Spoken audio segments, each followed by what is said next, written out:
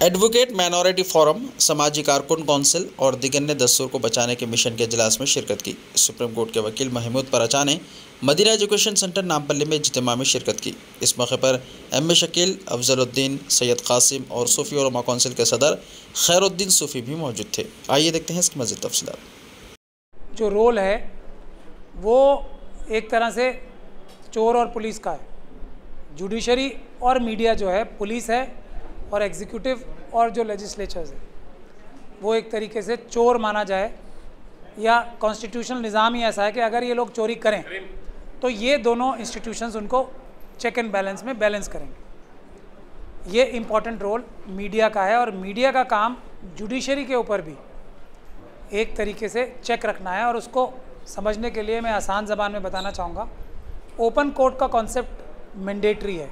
कोई भी judicial system तभी अच्छा होता है जब वो ओपन कोर्ट का हो। ओपन कोर्ट का मतलब क्या होता है कि पूरी दुनिया देखे कि इंसाफ कैसे हो रहा है और ठीक हो रहा है। तो इसीलिए मैं समझता हूँ मीडिया का रोल किसी ना किसी लेवल पे चारों पिलर्स से ज़्यादा अहम है, क्योंकि वो पब्लिक तक इंफॉर्मेशन पहुँचाने का काम करते हैं कि ये वाला पिलर ठीक काम नहीं कर रहा या अच्छा काम कर रहा है, ताकि पब्लिक जो है, जो मुल्क की मालिक है, भारत की मालिक है, वो एक इन्फॉर्म चॉइस से, कितनी महत्वपूर्ण अहम बात है ये, उसकी चॉइसेस जो हों एक सही नतीजे तक पहुंचने की अच्छी हों।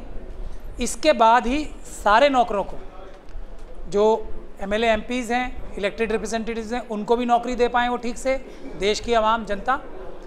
जो एग्जीक्यूटिव है उसको भी नौकरी दे पाए इन्फॉर्म चॉइस से कि हाँ ये अच्छा है ये बुरा है, और जजेस को भी कंट्रोल कर सकें। अच्छे और बुरे की तमीज़ कराने के लिए जो इन्फॉर्मेशन है वो मीडिया की जिम्मेदारी होती है, वो सबसे अहम जिम्मेदारी होती है। सर, अभी आपने कहा मेन स्ट्रीम मीडिया कहते हैं, और आज वो क्रिमिनल्स का रोल कर रहे हैं। वो क्रिमिनल्स हैं, और वो क्रिमिनल्स हैं ही। आप लोग जो ये है मीडिया असली, सोशल मीडिया के माध्यम से जो आज काम कर रही है, ये है फोर्थ पिलर।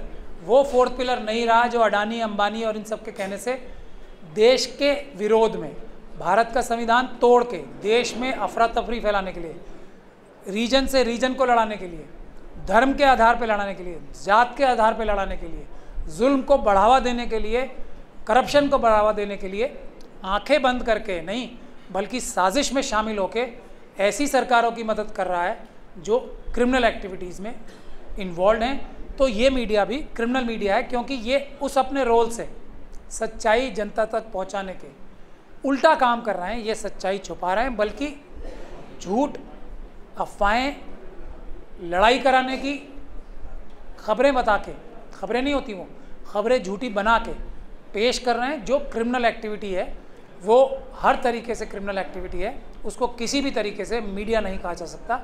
जैसे पुलिस की वर्दी पहन के पुलिस वाला नहीं बन जाता कोई, पुलिस की वर्दी पहन के कानून और ज़ाब्ते में जो सिस्टम है उसके हिसाब से काम करने से पुलिस वाला बनता है। उसी तरीके से हाथ में माइक लेके टेलीविज़न पे आके खबरें सो कॉल्ड पढ़ के मीडिया नहीं बनता। जब वो मीडिया का रोल जिम्मेदारी से निभाता है तब मीडिया बनता है। ये फ़र्क महसूस करना बहुत ज़रूरी है। ये जो आज अपने आप को so called main stream media कह के टेलीविज़न पे नज़र आते हैं, लोगों को गुमराह करने के लिए, मुल्क में शर फिसाद पैदा करने के लिए, वो क्रिमिनल्स हैं, क्रिमिनल्स ही हैं। हो चुका है। आज हम तेलंगाना का चैप्टर खोलने यहाँ आए हैं, तो आप लोग देख सकते हैं कितना अच्छा पब्लिक रिस्पांस मिल रहा है। लॉयर हमने यूपी, हमने दिल्ली, हमने हरियाणा, पंजाब, इनमें हमारा अभी काफ़ी काम चल रहा है। मुझे उम्मीद है कि तेलंगाना में भी ज़बरदस्त तरीके से काम चलेगा, ये हमारी उम्मीद है। जैसा रिस्पांस मिल रहा है उससे हमें लगता है सबसे बड़ी पॉलिटिकल ऑर्गेनाइजेशन है, क्योंकि ये पॉलिटिक्स जिस तरह की होनी चाहिए उस तरीके से जनता को जागरूक कर रही है कि पॉलिटिक्स का मतलब ये है वो नहीं है जो आज नज़र आ रहा है। ये सबसे बड़ी पॉलिटिक्स हम लोग कर रहे हैं।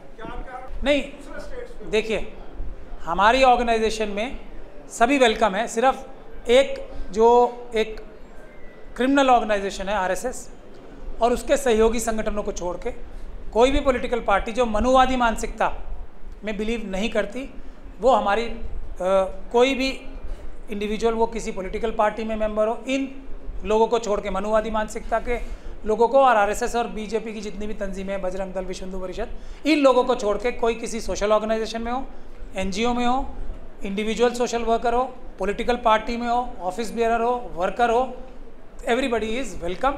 वो अपनी पार्टी में, अपनी संगठन में रह के भी काम कर सकता है, हमारे संगठन में जुड़ के भी हमारे साथ भी काम करे। ये मैं अभी पॉलिटिक्स में हूँ, आप मुझे पोस्टपोन क्यों कर रहे हैं? मैं अभी सबसे बड़ी पॉलिटिक्स कर रहा हूँ। मैं ये बता रहा हूँ कि जो इलेक्टेड पॉलिटिशियंस हैं, पॉलिटिकल पार्टी रजिस्टर नहीं कर रहा हूँ, मेरा कोई अभी ऐसा मंशा भी नहीं है, लेकिन पॉलिटिक्स में सबसे बड़ी कर रहा हूँ। ये पॉलिटिक्स है कि संविधान के हिसाब से देश चले, हमारी ये पॉलिटिक्स है। संविधान के हिसाब से जो इलेक्टेड रिप्रेजेंटेटिव्स हैं वो ईमानदारी से काम करें, कोई भ्रष्टाचार की नियत से या पैसे कमाने की नियत से पॉलिटिक्स ना ज्वाइन करे। अगर कोई ज्वाइन कर भी ले तो वो पछताने लगे कि मैं कैसे ये गलत काम पे पड़ गया, वो पॉलिटिक्स ऐसे लोग छोड़ दें। यही सबसे बड़ी पॉलिटिक्स है। जब weaker sections, SC, ST, OBC की असली आवाज़ की सरकारें बनेंगी, हम सबसे बड़ी पॉलिटिक्स कर रहे हैं। हर ताले की चाबी संविधान है, यही तो हमारा मिशन है। हर चोरी को पकड़ने के लिए पुलिस संविधान है, हर डकैत को हथकड़ी डालने के लिए मिशन कॉन्स्टिट्यूशन, हमारा कॉन्स्टिट्यूशन है। हम आपको प्रैक्टिकल तरीके से हमने और जगह भी करके दिखाया है, और यहाँ कल डिटेल में बात होगी। आपसे गुजारिश करूँगा, आएँ, हम दिखाएंगे कैसे वक्फ की चोरियों को, चाहे कितने भी 7 ताले में बंद करके चुरा लें, हम पकड़ के दिखाएंगे, प्रैक्टिकली सॉल्यूशंस बताएंगे। यही मिशन सेव कॉन्स्टिट्यूशन है। संविधान, घर घर संविधान, संविधान से हर समाधान, यही हमारा मिशन है। हमारा मिशन है कि अदालतों में जाने तक का इंतज़ार ना करें, संविधान को ज़मीन पे हर एक व्यक्ति के घर में इम्प्लीमेंट करें, और उसका फ़ायदा जो असल में है, संविधान जो हर एक नागरिक को बराबरी, इंसाफ दिलाना चाहता है, वो पहले ही अदालतों में जाने से पहले ही, कहीं और भी जाने से पहले, उसके घर पे या जहां उसको तंग किया जा रहा है या जहां उसका कोई हक बनता है, उसके लिए कोई वेलफेयर स्कीम है, वो उसको घर में ही दिलाई जा सके। और उसके लिए कोई आके उसको मसीहा नहीं चाहिए, वो अपने आप ही छोटी छोटी अपनी तंजीमें बना के अपना हर हक बहादुरी से, मालिकाना तौर पे, नौकरों का कान पकड़ के, लिटरली नहीं, संवैधानिक तरीके से नौकरों का कान पकड़ के काम करा सके हर एक इंसान। यही मिशन है। कोई महमूद प्राचा या कोई मिशन सेव कॉन्स्टिट्यूशन का बड़ा या अहदेदार जो है वो आके उनकी मदद कर पाए, ये हमारा मिशन नहीं है। हम आएंगे सिर्फ उस समय तक जब तक लोग खुद अपने पैरों पे खड़े होकर अपना काम खुद नहीं करा सकते। पॉलिटिशियन से भी, सरकारी अफसरों से भी, पुलिस से भी, और हर जुल्म से, बदमाशों से, गुंडों से, ट्राइबल कम्युनिटी है जैसे, वो अपने अधिकारों की रक्षा खुद कर ले। ये मिशन सेव कॉन्स्टिट्यूशन का काम होगा। हर व्यक्ति खुद ताकतवर है क्योंकि वो देश का मालिक है। ये मिशन सेव कॉन्स्टिट्यूशन पूरा। आदत क्या है? वो सच बोलने की आदत है आपकी? आदत के अनुसार तो कल पूरी बात सुन लीजिएगा। जितनी हमारी शेड्यूल कास्ट कम्युनिटी की टॉप लीडरशिप, मजहबी रहनुमा, ख़ास तौर पे मुस्लिम कम्युनिटी के 100-200 जो टॉप हैं, वो सब RSS के दलाल हैं। पर्सनल लॉ बोर्ड में भी जो टॉप लीडरशिप है, यहाँ बैठे हैं एक, उन्होंने कल एक कितनी गंदी बात कही थी, परसों कही थी ना, वो ख्वातीन के बारे में कुछ।